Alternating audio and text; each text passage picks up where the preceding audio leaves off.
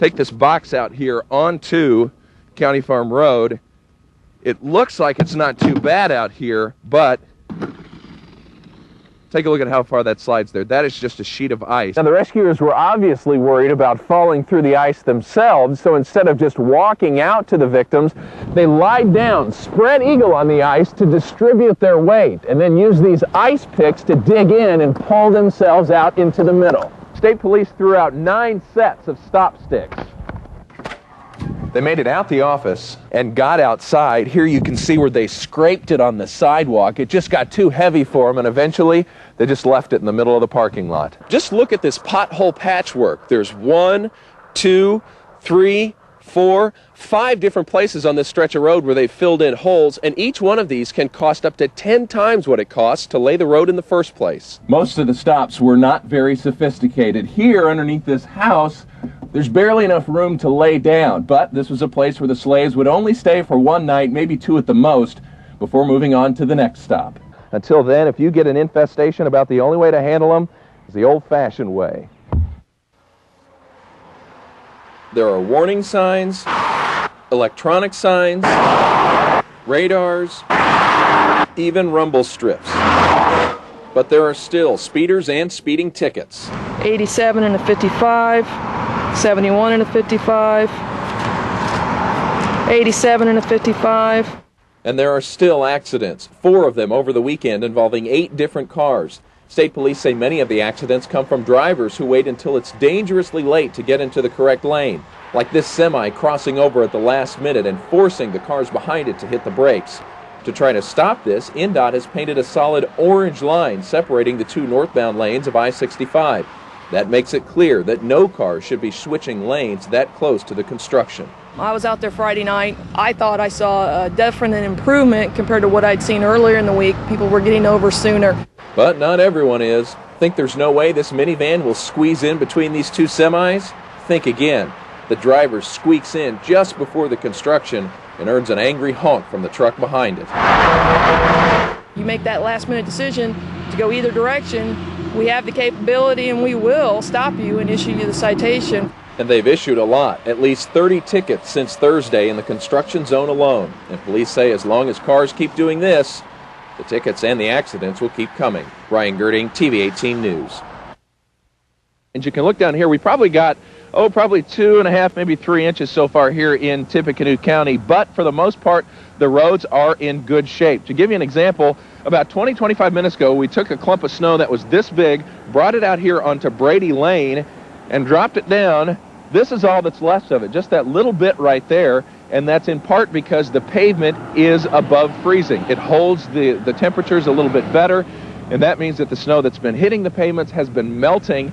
Street crews haven't had a whole lot to plow, but they have been out since about 9 o'clock last night trying to keep things safe and also look for any trouble spots that may come up. But now with the snow coming down even more and with the wind starting to whip up, they're concerned that there could be problems later on in the day. Yeah, good morning. The snow has really started to come down quite a bit more, probably within the last half hour to 45 minutes. In fact, if you take a look down here, this black plastic bag we set out only about a half an hour ago, and you can see in just that little bit of time, all that snow has fallen down. It's stuck to the plastic bag, and unfortunately, for the first time this morning, it's also sticking to the roads. This is Brady Lane, which is outside of the Tippecanoe County Highway Garage. All morning long, we've been showing you how the snow hasn't been sticking because the pavement has been warm.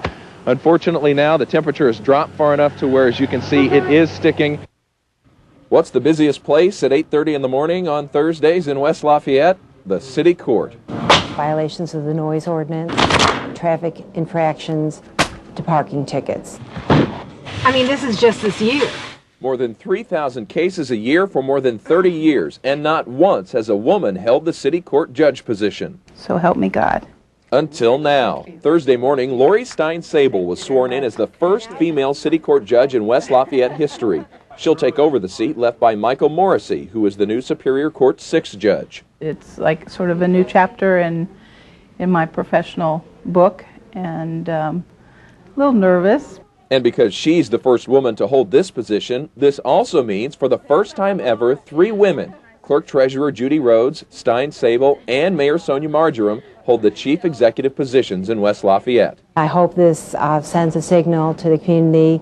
We are changing, and we look forward to participation from everyone. Most people don't realize that our bar association, the lawyers in this county, consists of about 25 to 30% women right now. So there's many of us out there.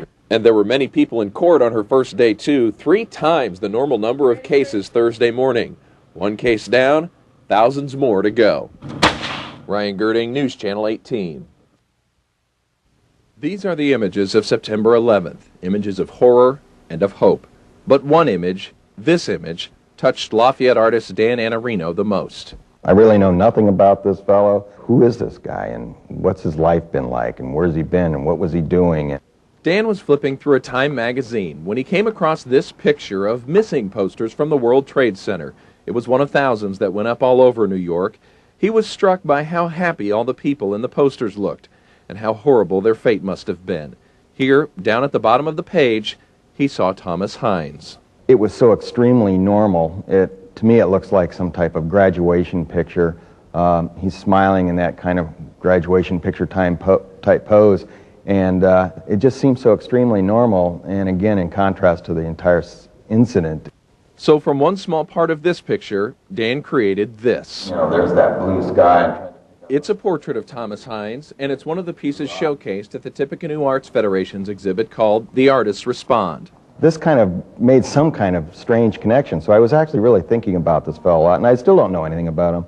Until now. Using the internet and newspaper accounts, we found out what happened to Thomas Hines. This is his obituary, and this is an article written about him in the December 19th New York Times. Now Dan Iannarino will read for the first time about the man he painted. The name of the article is No Moment Worth Missing. Thomas Hines worked on the 78th floor of World Trade Center Tower 2. Shortly after the first plane hit Tower 1, Thomas called his brother, his father, and his wife. He told them he was okay and that he would stay put. At 9:05 a.m., the second plane hit Tower 2. No one ever heard from Thomas Hines again. He had bright blue eyes and a broad smile. When the sky is the right color these days, his parents call it a Thomas sky. I feel Tom was an angel among us, his wife said. He was so cheerful and loving and understanding and generous and kind, and nobody could light up a room like he could. He would have been 29 years old today. Their baby is due in April. Wow. It's pretty intense. It's, like I say, when I was working on it, I had no idea what his life was about and, you know, whether he was married and everything, and it kind of goes along with his picture. I mean, his photo, he was just pretty much just a normal-looking guy. A normal-looking guy who died on a day that was anything but. Ryan Girding, News Channel 18. A wonderful neighborhood to live in. We like it. I raised 4 sons here. It's been great. It's quiet. Except for the birds. Oh, they're awful. Their droppings are very, very bad. The smell's terrible. I've gotten dropped on our house, our cars, our pavement, our grass, our trees. And you step in it, go into the house, and it's yuck. I just do this every time they come and they go the other direction. We hear people at different times of the night, different days of the week, out in their yards, banging on stuff, making noises. And we decided to make, if we made a collective effort, that might make more of an impact.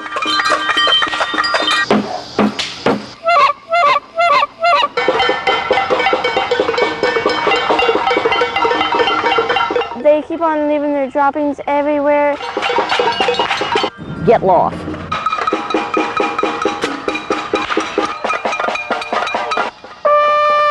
And they take off, but you have to stay out there. I stay out there almost an hour, like this. And so far? So far it's worked. We're happy, since we're new to the neighborhood, to have such neighbors that are getting together and really making a difference. Go somewhere else. And then somebody else is going to have to worry about it. Just not you, huh? Just not me.